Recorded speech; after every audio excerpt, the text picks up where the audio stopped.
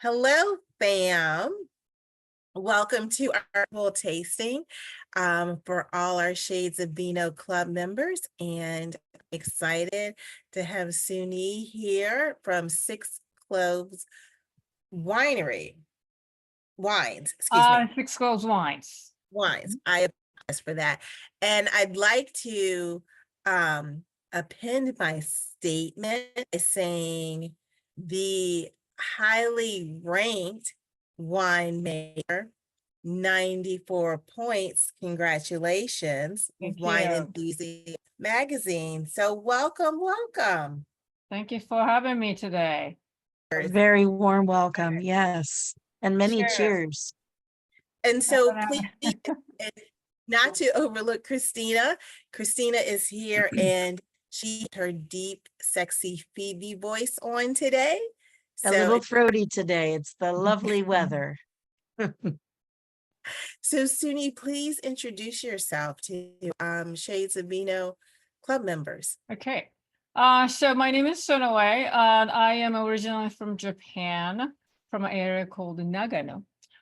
So I was born to a family of sake making and miso and soy sauce. So pretty much fermentation is all about in my lineage that I was always wanted to do something with my family background. So I came to United States over 20 years ago and worked for a big Japanese farm in New York City for 7 years. While I was in New York working as an accountant, I realized that my dream can only be achieved by making something that's meaningful. So I enrolled to UC Davis winemaking program in 2007, and I graduated with the winemaking degree, and I've been making wine, and I launched my wine in 2017.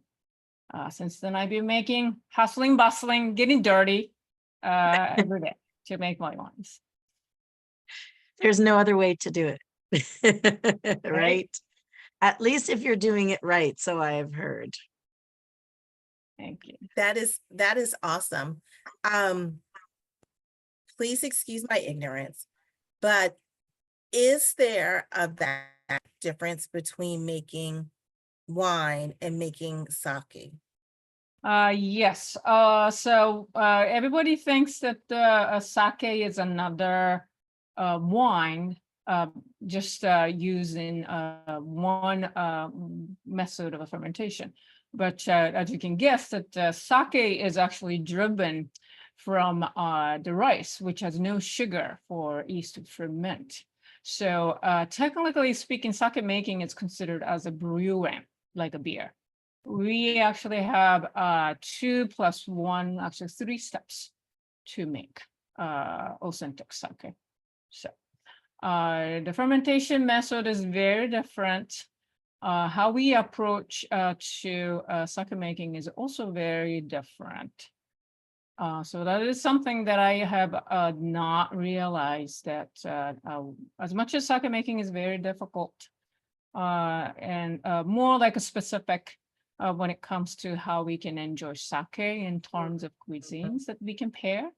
Wine is so diverse and international that there's nothing that I can even compare. There's no pros and cons of I just cannot even compare against each other. They're all very different. If someone asked you, why don't you make sake here in the USA, how would you best answer that to those that are unfamiliar with why sake is sake? So sake is pretty much 90% of sake is all about the water. So those great sake comes from where they have a great water sources, even in Japan. So when it comes to California, if not entire American continent, that the water tend to be very hard, which is not really suitable to make high-end premium sake.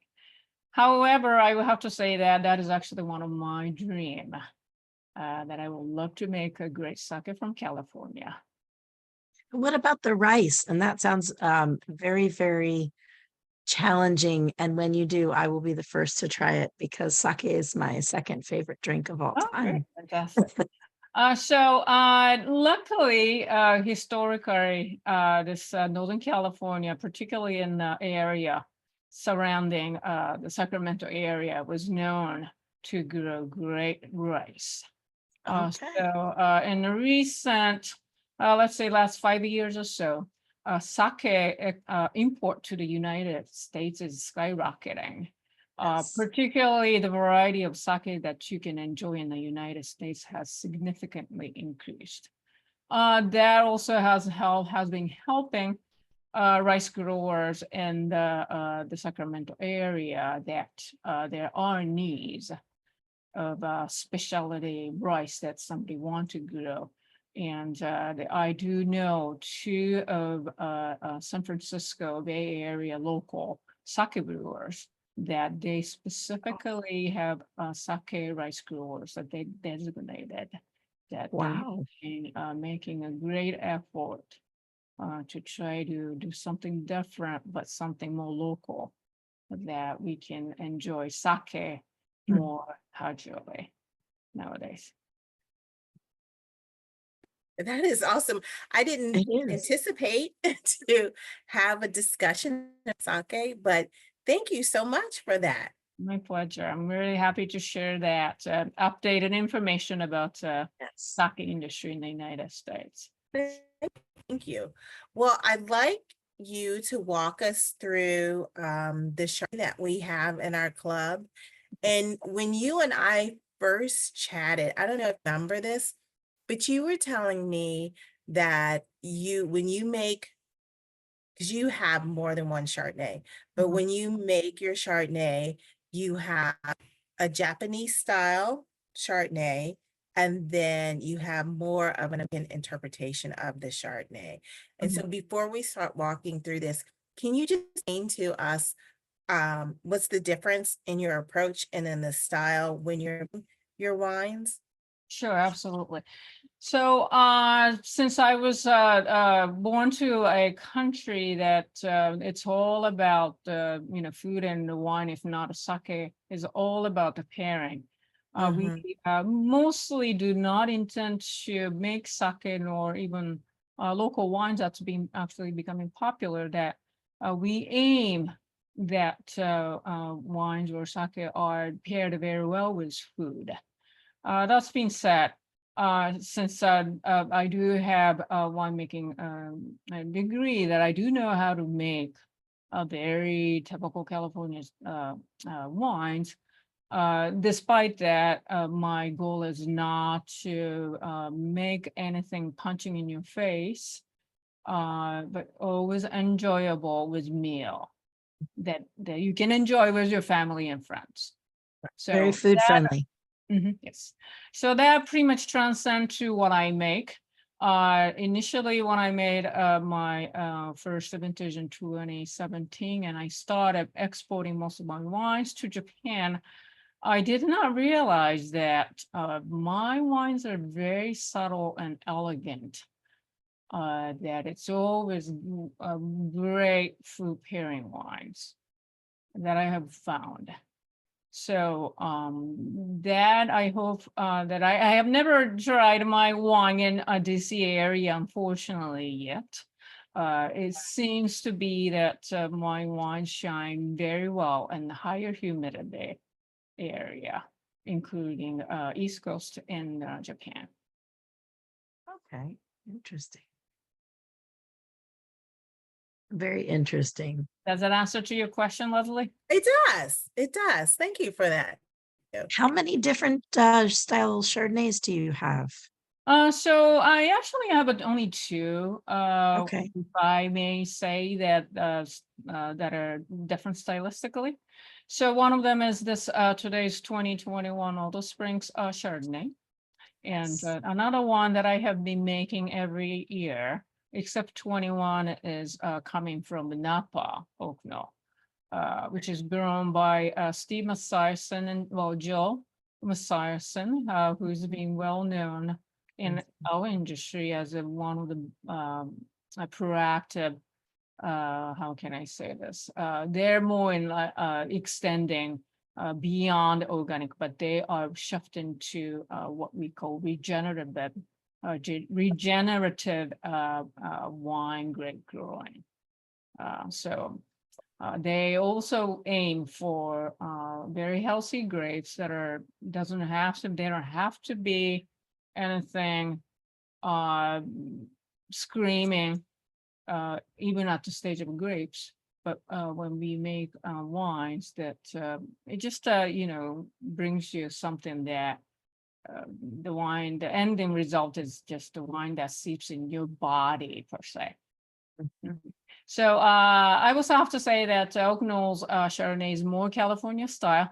The differences actually comes from that Older Springs being on top of a hill, elevation being high, somewhere between 14 to 2,700 foot high. So we consider those as a mountain fruit, whereas Oak Knoll being valley floor fruits. It's almost like a half mile. Yeah. It's about a half mile. That's pretty high elevation. It is very high. It is very high. And also very close to the Pacific Ocean, about only 12-mile inland. So they do get a very higher effective fog when it comes to growing entire seasons.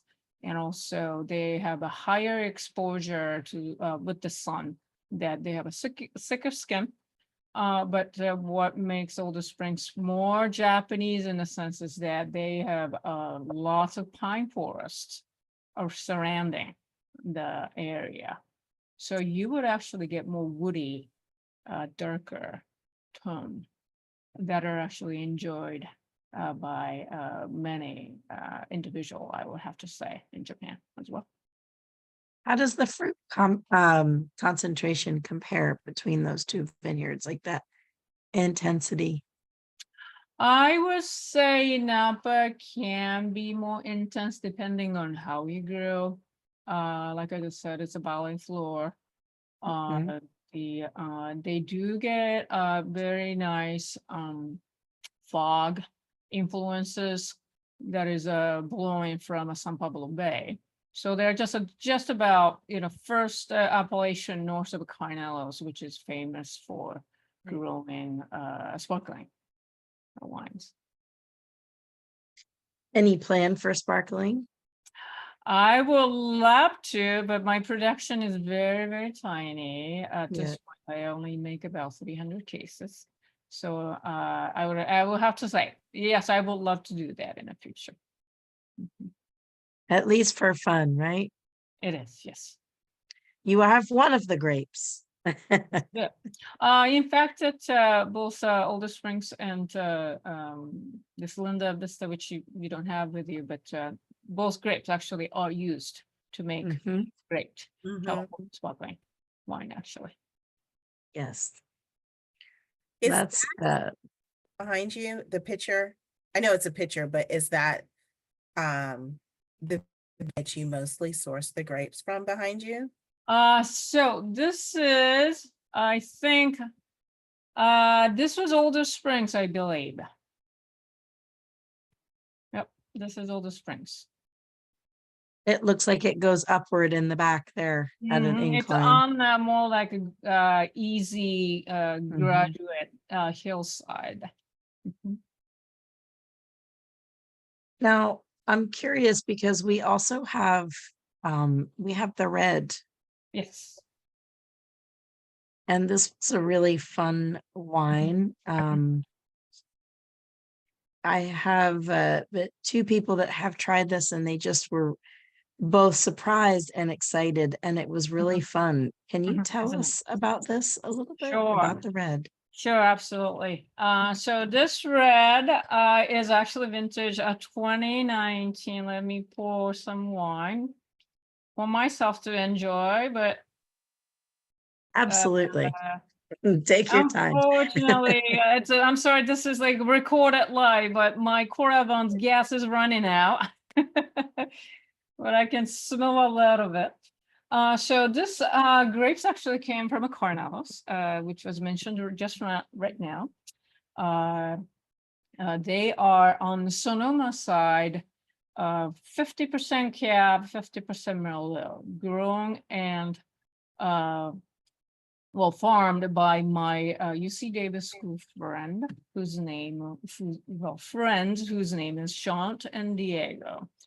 So they have been actually making more like a natural wine ever since they graduated from school for their own brand.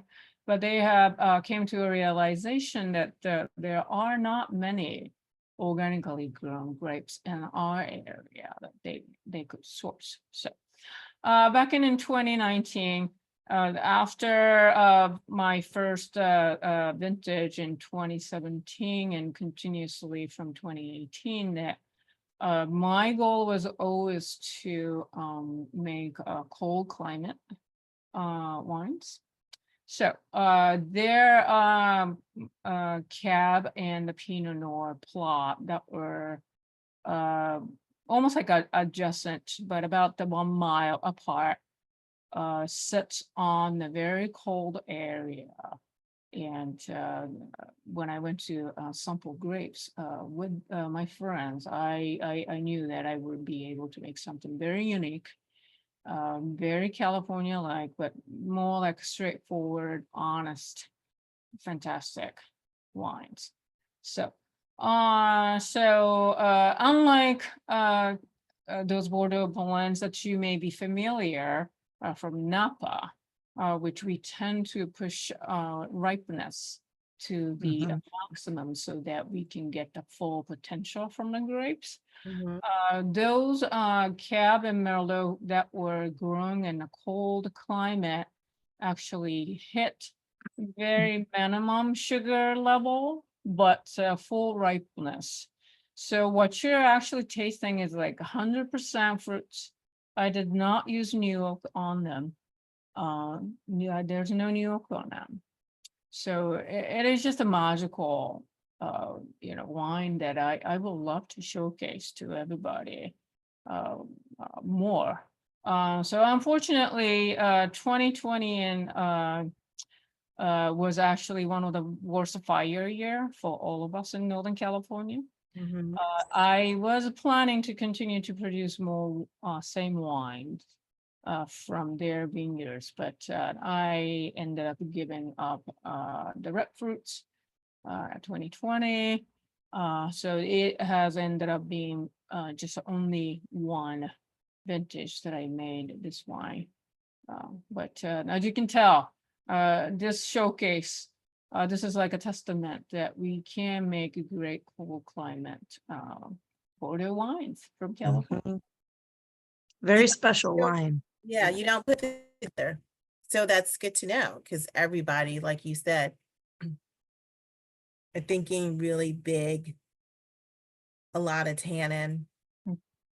um, in your face, and this is subtle and elegant. It was very, very elegant. Uh, I'm trying to remember the terms, a term that my friend used.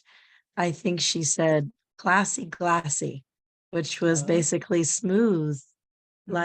like glass, like almost like the water that had been unrippled. Just very smooth and very elegant, very classy wine. So it is definitely a beautiful wine, that's for sure. And with it not being available from that particular vineyard, Mm. in the, current vintages, it definitely makes it that much more special. So anyone who is interested, I highly recommend that particular wine. Did you have a hard time sourcing the Merlot? Sorry, And your this is, voice got cut off, so can you oh, sure. ask me a Did you question? have a hard time sourcing the Merlot grapes?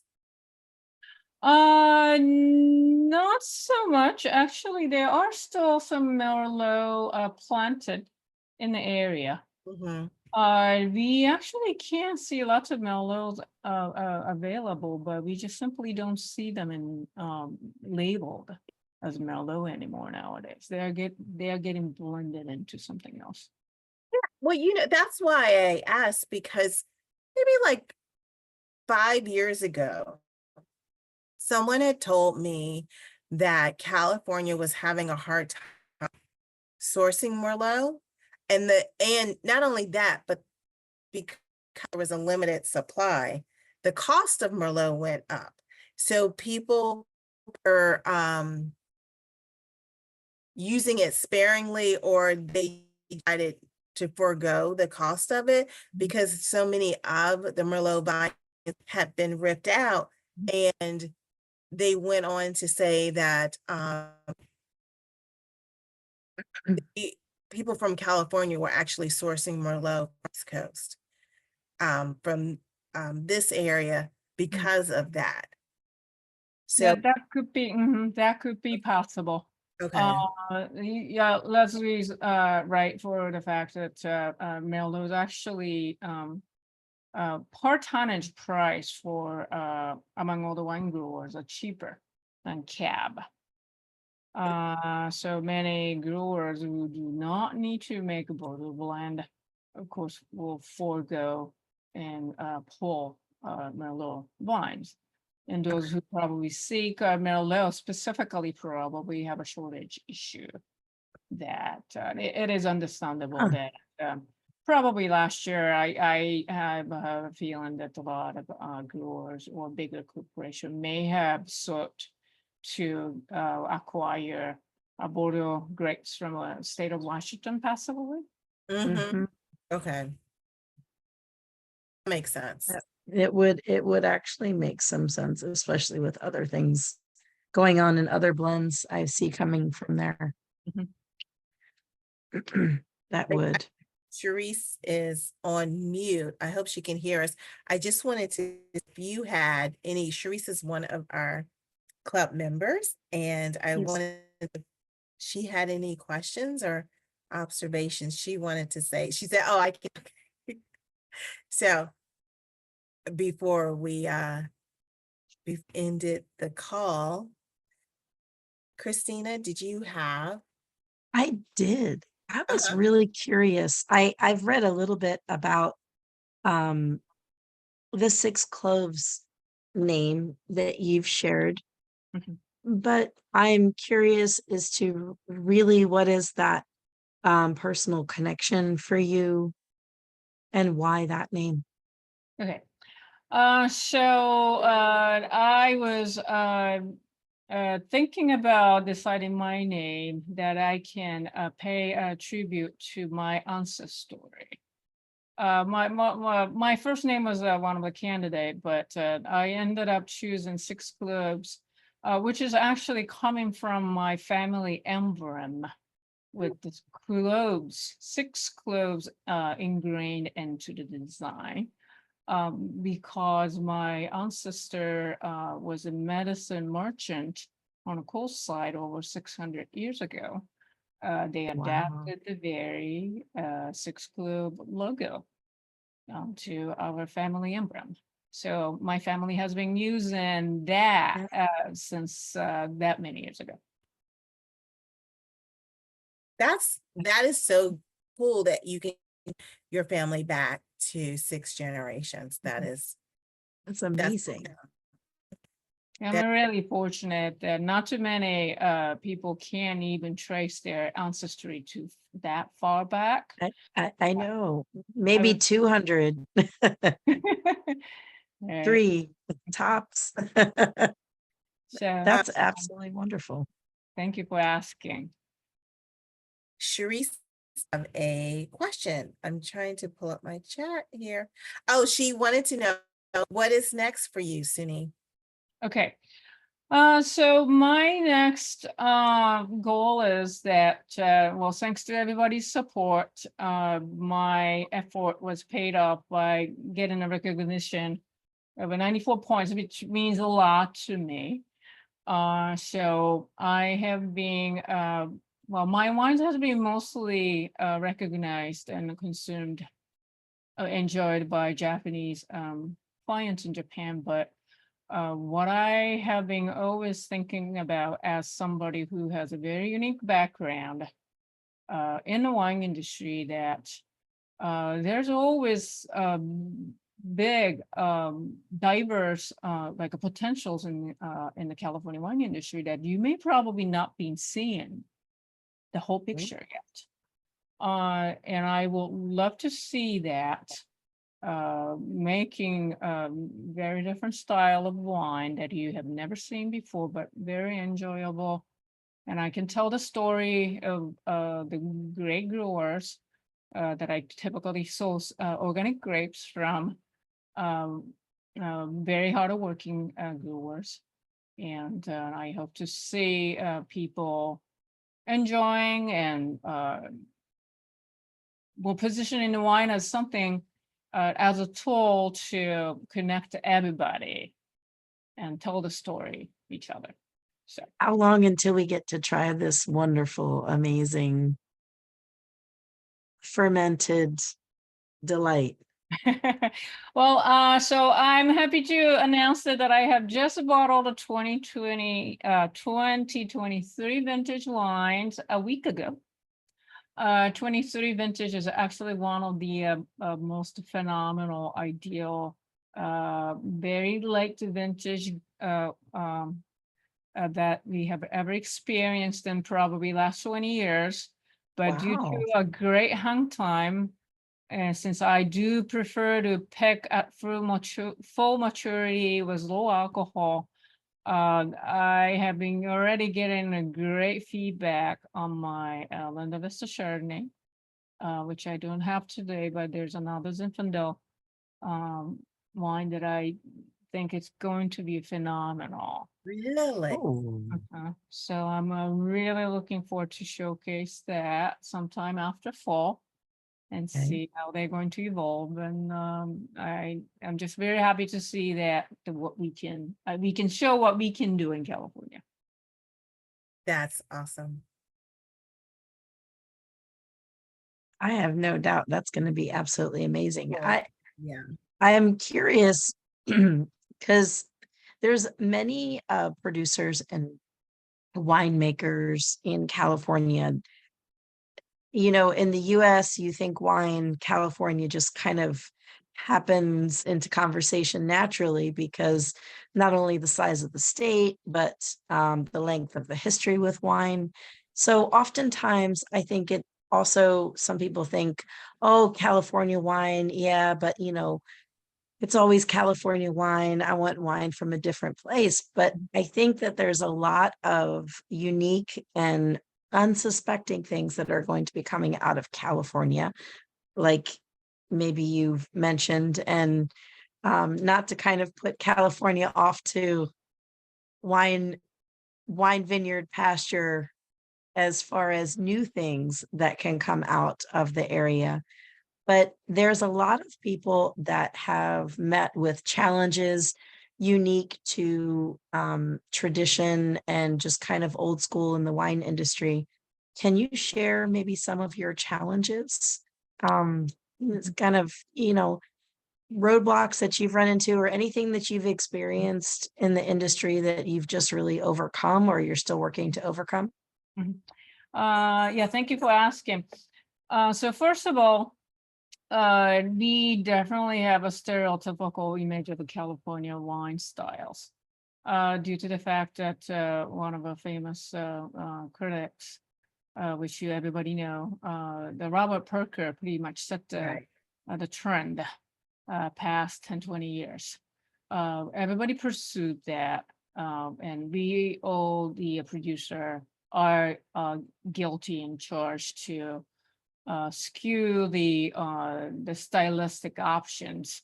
We probably narrowed down the California wine stylistic option that the consumer should have had access to.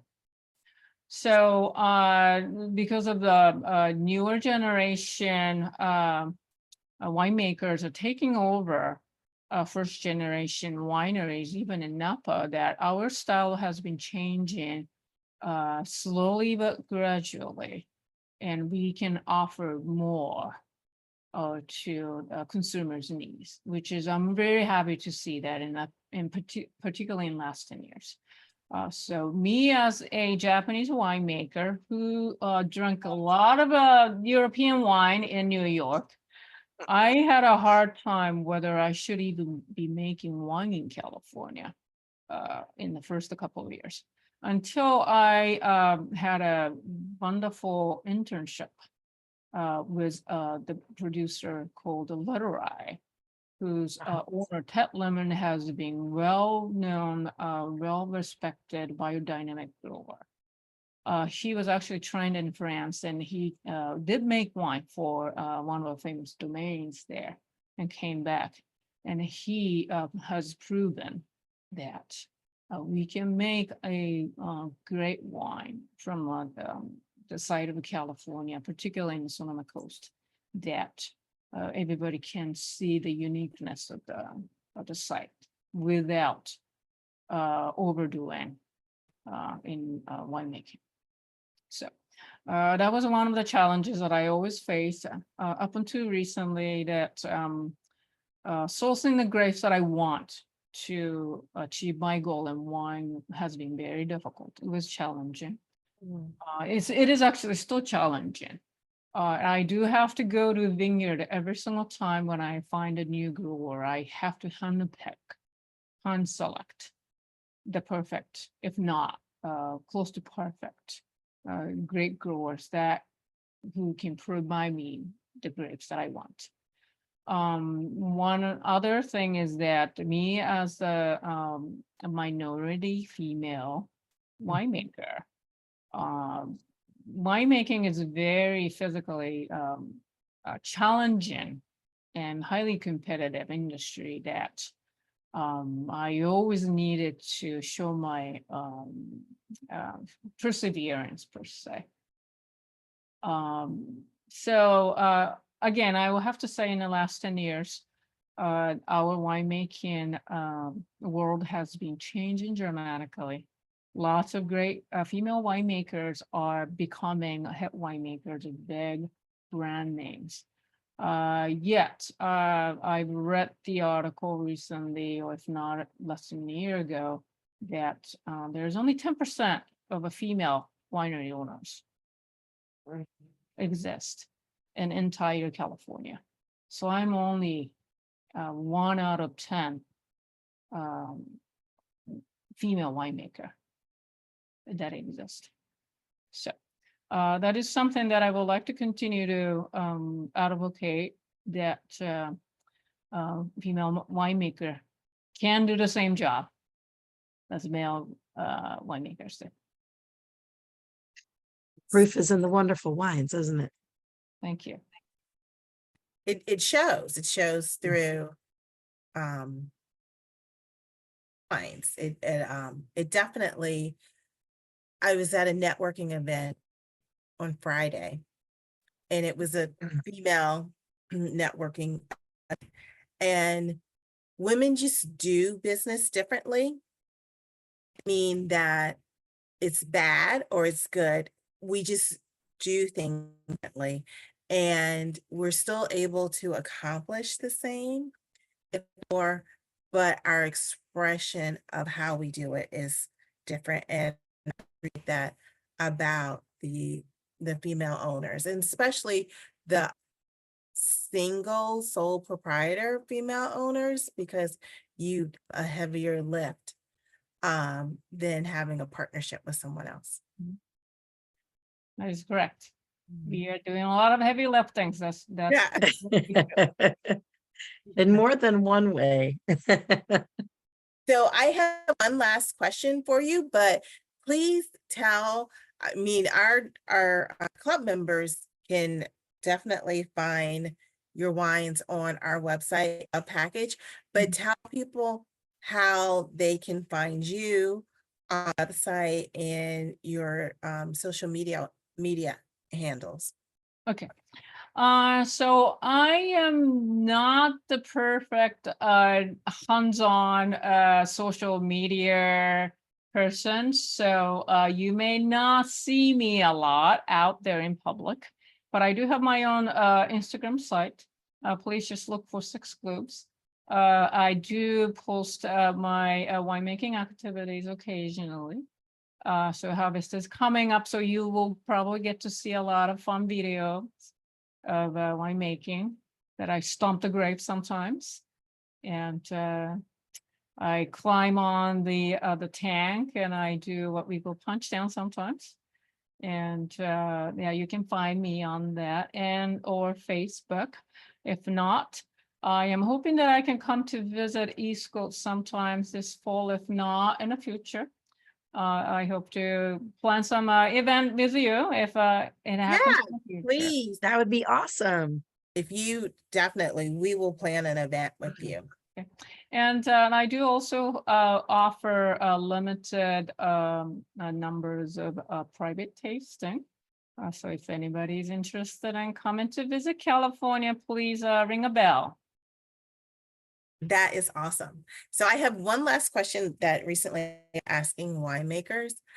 If you only had wine that you could drink for the rest of your life, what would it be?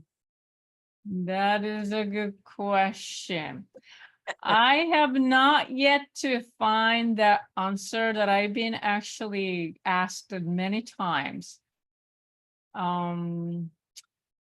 So here's actually great, my personal anecdotal story that I would love to share with everybody, and I hope Mhm. you will find that moment of a great experience.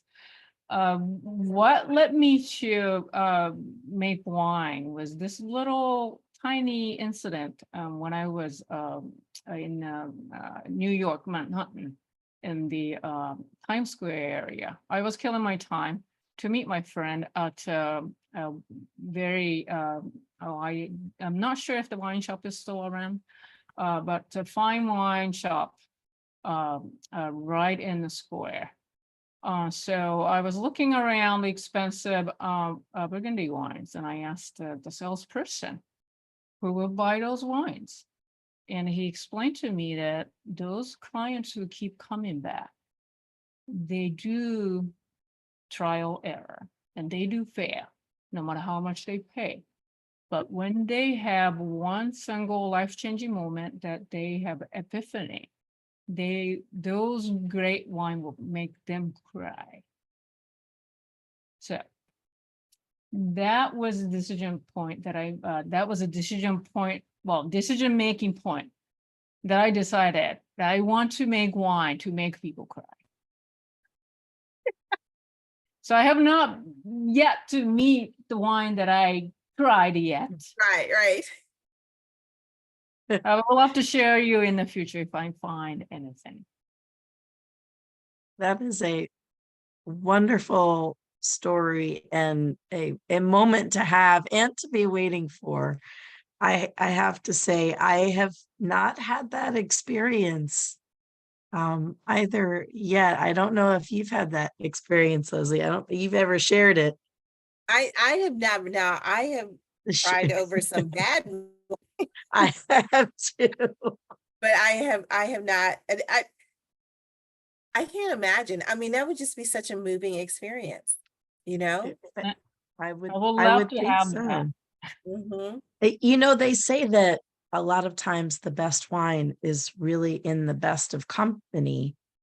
And that has a lot to do with your experience of it, which I completely understand. But sometimes there's moments you have with just yourself where you try something Mhm. and you're completely wowed and you really have to soak it in. I haven't had any tears fall in my glass yet, but I will certainly share if I do. Most Yes, let definitely. us I don't know about Charisse. definitely let us know. Well, thank you so much. Thanks for being so supportive of in the Wine Concierge. I mean, as soon as we spoke, you were extremely supportive of us. Thank you. I really appreciate it. Yes, and we hope to be for you too. We look forward to what's coming. Oh, did we lose her? I'm here. Oh, okay. Oh, there we go. It was just a Well, pause. a great rest of your day. Hopefully you're not working today. And we will definitely be in touch, and let us know if you get to the East Coast or when you come to the East Coast. I will, Yes. Show you certainly. around. Thank you so much for having me. No problem. Thank you so much, Sonia. Cheers. Cheers. Cheers.